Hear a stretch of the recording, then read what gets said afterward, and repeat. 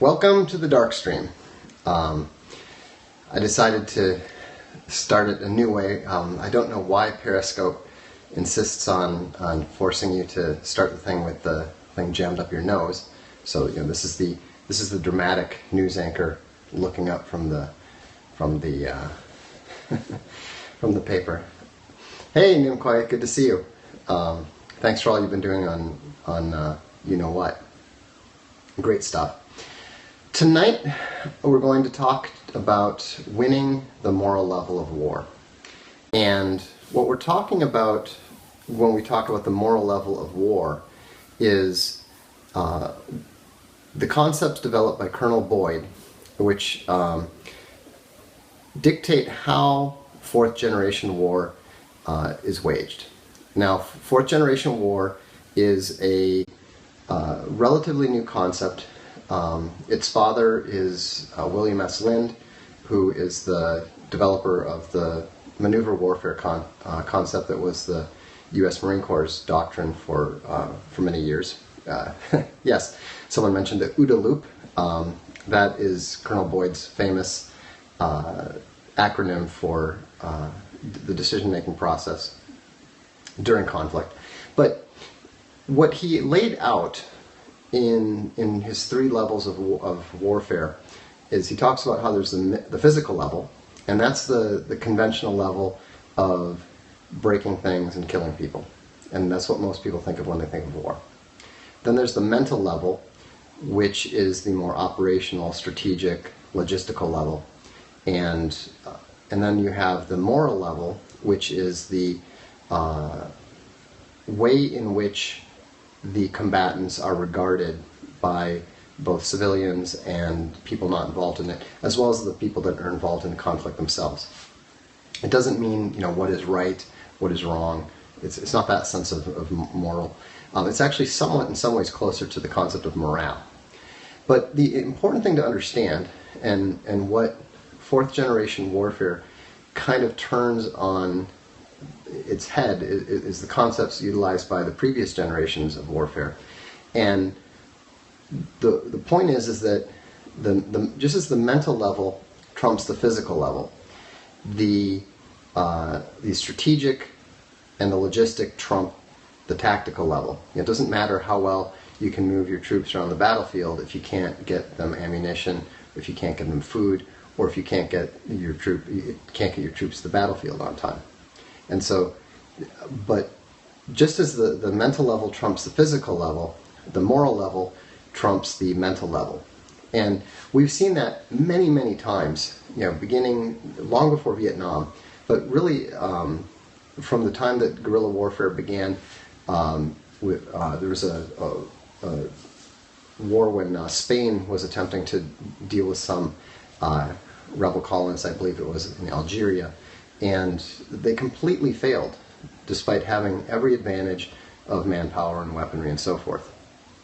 And so people have been struggling for decades to figure out how this is possible. One thing that Boyd had mentioned is that he had been taught from all his studies with regards to Clausewitz and Caesar and Sun Tzu and everyone else, that if you have advantages in terms of the quality of troops, if you have advantages in terms of numbers, technology, leadership, all those things, you're going to win. He said, we had all those advantages in Vietnam and in Korea, and yet we lost. And so that's what got him thinking about this. Then William S. Lind took those concepts and refined them, and last year Mr. Lind got together with a Lieutenant Colonel of Marines, Gregory Thiel, and they came up with what we published at Castelia.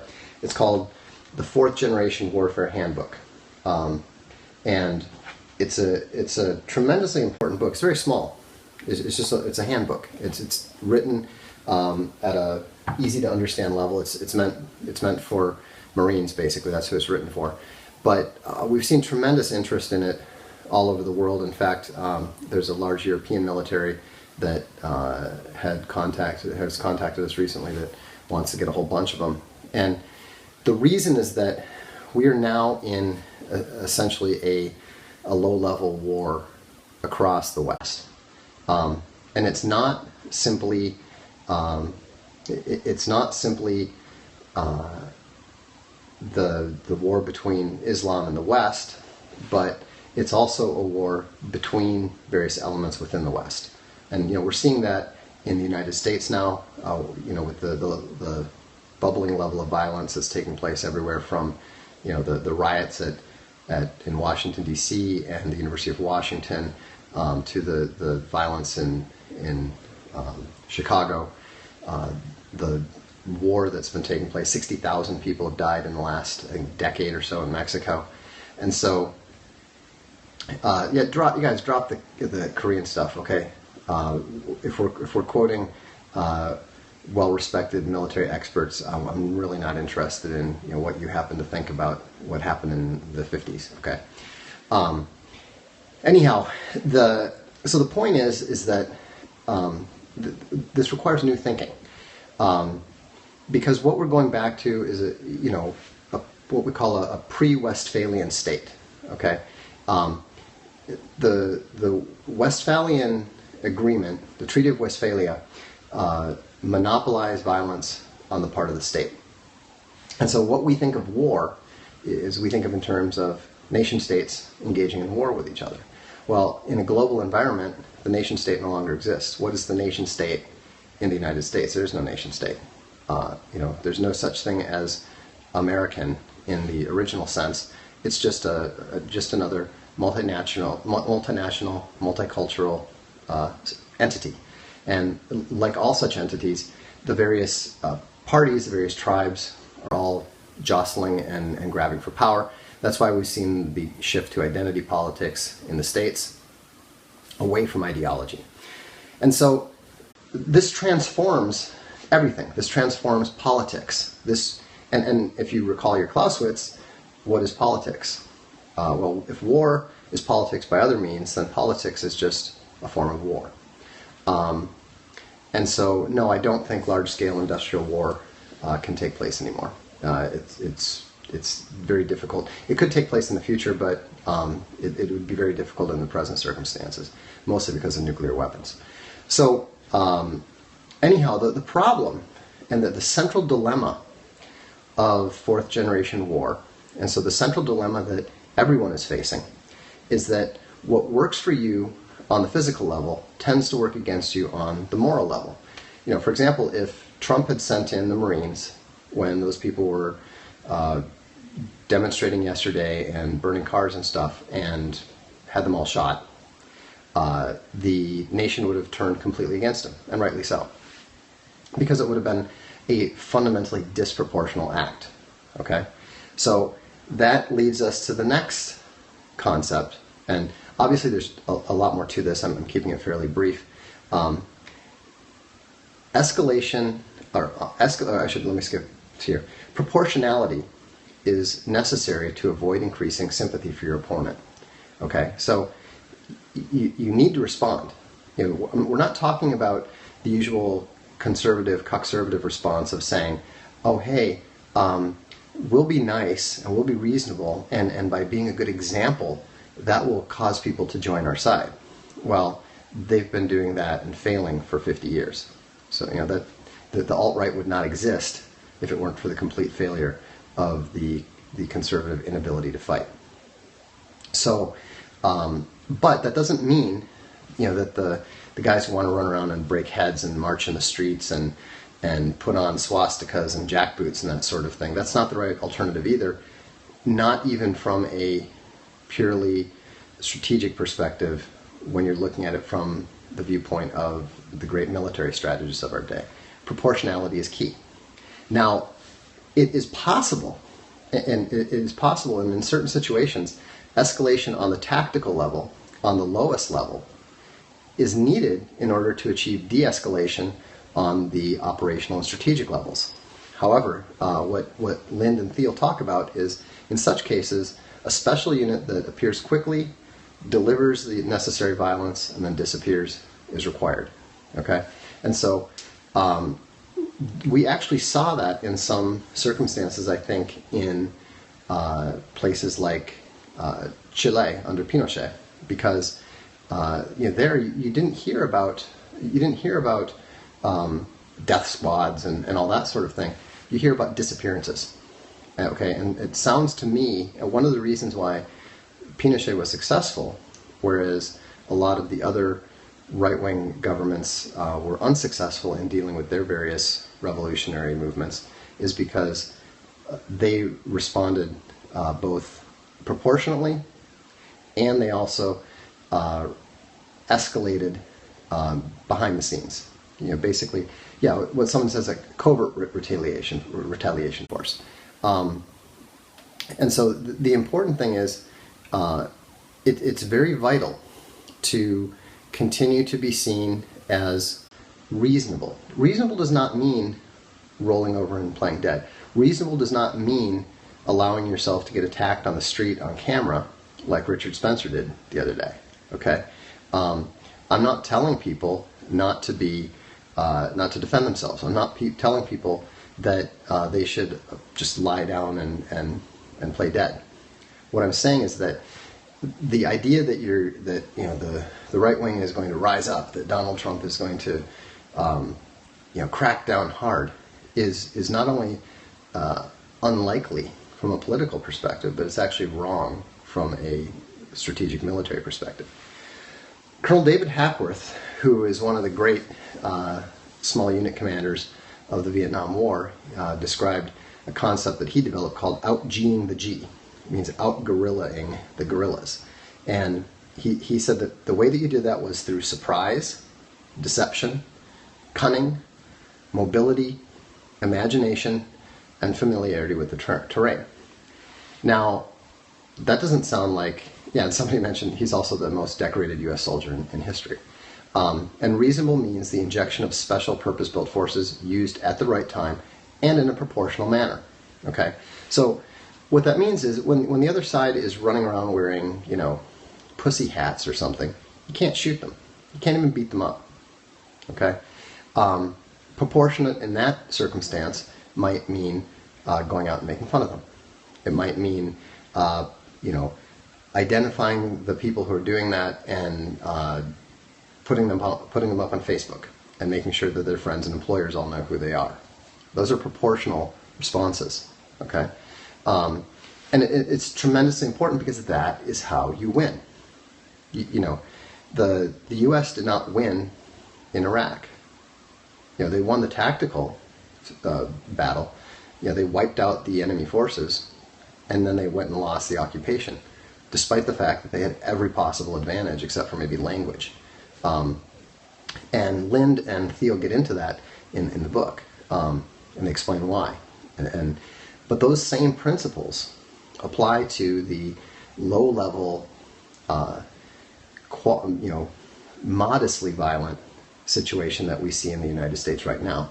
Now, it's probably going to get worse at some point in time. I'm praying that it doesn't get worse in the United States. I'm hoping it doesn't get worse in Europe.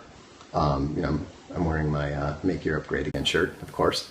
The Israelis have learned this too. The more they crack down, the more they lose. And so it's very vital to learn how to respond in an intelligent, in a fast, and in a proportional manner.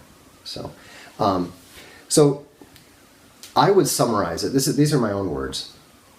I would summarize it as that winning fourth generation warfare at the moral level is the art of convincing the other side not to fight you. Okay? So sometimes convincing people not to fight you, sometimes that means convincing somebody who is a fighter that it's better to stay home. And that's where the prospect of proportional violence is important. They're not going to stay home and avoid fighting you if they think there's no potential cost to doing so. On the other hand, you don't want to create new enemies by killing somebody's brother, or wiping out somebody's house, or leaving them nowhere to retreat to. One of the big mistakes that the left has been making is that they're not allowing people on the right, they're not allowing people like me, they're not allowing people like Milo, they're not allowing anybody on the right anywhere to retreat. So where does that leave us? That means that we're in it. We're in it to win it, and we will never submit and we will never surrender because we know there is no mercy for us. Okay? We know there is no quarter. And so that's a huge mistake on their part, and we need to make sure that we don't make the same mistake when we win. So now that's my description of it. Winning at the moral level is the art of convincing the other side not to fight you. Now, to use Lind and Thiel's own words, the bottom line for winning at the moral level, your words and your actions must be consistent. Okay? That means that if you promise something, you have to deliver it. If you promise that you're going to help someone out, if you promise that you're going to help someone move out from the left and come to our side, then you need to follow through on that. If you break something and you promise to pay for it, you pay for it. On the other hand, if you threaten to do something, then you better deliver on those threats. And so, the more that you keep your promises in line with your actions and with your objectives, the more likely it is that you're going to be successful. So, again, let me point out the book is called Fourth Generation Warfare Handbook. You can get it in an ebook. You can get it in an audiobook. It's on Amazon. It's really it's really an important book. It was very interesting editing it, because frankly it was a little bit all over the place at times. I took out the section on air support. that wouldn't be that wouldn't be very relevant to what we're talking about here, but it was brilliant. I mean, it felt like it felt like being presented with the papers of Clausewitz or something, or reading Sun Tzu, and so for the first time. And so I, some of the stuff, it might seem obvious, but the important thing is to understand it from a holistic point of view, and to understand that the situation that we are entering into is similar to the time before the Treaty of Westphalia, when war was not the sole province of the state. And so I would encourage you to read that. I would encourage you to get in shape, to get ready, to be prepared, because the times are going to be getting more and more difficult, and the media is not telling you this. They're trying to hide this, and so it's very different here in Europe. In Europe, the government's the defense minister of Switzerland has told everyone to gun up and be ready for war on the continent. In, I believe it was either Czechoslovakia or Hungary, they've commented that they expect the citizenry. It must be Hungary, because it sounds like something that the Hungarians would say. But they basically said, look, if the terrorists act up, we expect the citizens to take care of it. And so, basically, don't wait for the police, don't wait for the military. Now, that's obviously not the situation in the States at this point in time, but, Barack Obama is the greatest gun salesman in history. The people of the United States know what is on the horizon, and they're preparing for it.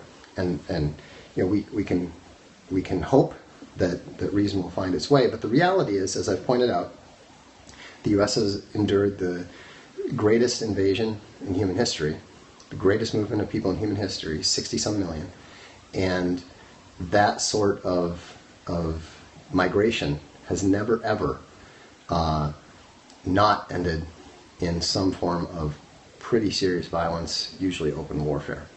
How do I convince my wife to get a gun? Tell her you need one. Tell her, look, how do you expect me to defend you and defend our family? With what? The kitchen knives? Remind her that when minutes are required, when seconds are required, the police are only minutes away. I mean, the point is, you don't need your wife's permission. It's your responsibility to provide for her and protect her. So, do it. ask for permission to protect someone else. You don't ask them how you should protect them. You do your job. You do your duty. And I would recommend, since you're obviously not familiar with weapons and stuff, I would strongly recommend a revolver and a shotgun. Don't get anything fancy. Don't get semi-automatics. Don't get a Glock. Just a good something like a 9mm and a 357 and a 12 gauge shotgun, and you're good. So. Well, that's all I have today. So thanks very much for tuning in to tonight's Darkstream. We are going to I'm going to try to do this every day, sometime around 7 to 7:30. So thanks very much for coming, and I will look forward to seeing you next time.